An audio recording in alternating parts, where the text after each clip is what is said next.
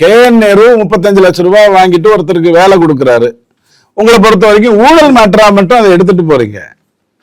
ஊழல் மாற்றா நீங்க அதை பார்க்க கூடாது. அப்படி பணம் கொடுத்து வந்தவன் அடுத்த ஒரு 40 வருடம் வேலையில இருக்க போறான், 30 வருடம் வேலையில இருக்க போறான், 20 வருடம் வேலையில இருக்க போறான். அவன் வந்து என்ன பண்ணுவான்? தப்பு பண்ணுவான். ஆக நாம பார்க்க வேண்டியது ஊழல் குற்றச்சாட்டு நீதிமன்றம் பார்த்துக்கிட்டோம்.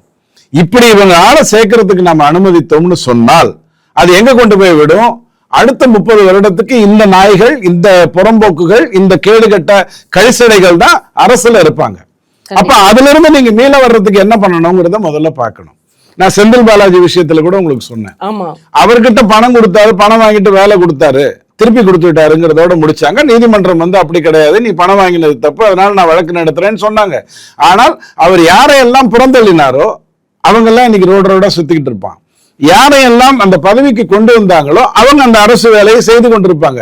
இதை சரி செய்யலைன்னு சொன்னா, இந்த கரெக்ஷனை நீங்க பண்ணலன்னு சொன்னா, உங்களுக்கு வந்து இங்கிலீஷ் வைத்தியத்துல வந்து அப்ப பெயின் போயிடும், ஆனா நோய் இருந்து கொண்டிருக்கும்.